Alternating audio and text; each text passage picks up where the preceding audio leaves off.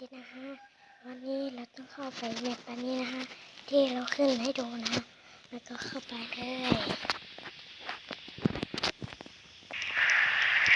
เข้าไปแมปอันนี้นะแมปอันนี้อย่างเดียวนะเข้ามาแล้วก็มานี่ก็เปลี่ยนขึ้นไป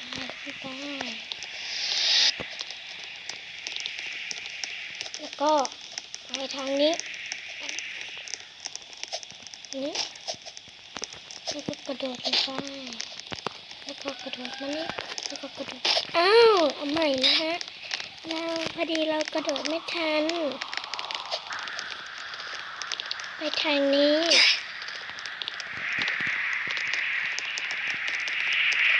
แล้วก็มาทางนี้เนี่ยมานี่กระโดดไปเนี่ยเห็นไหมมันจะมีของฟรีเนี่ยเราก็ได้เราก็กดอันนี้เราก็บินไปเลยบินไป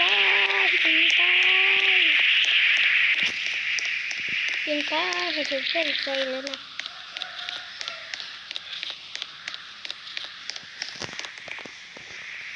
เนี่ย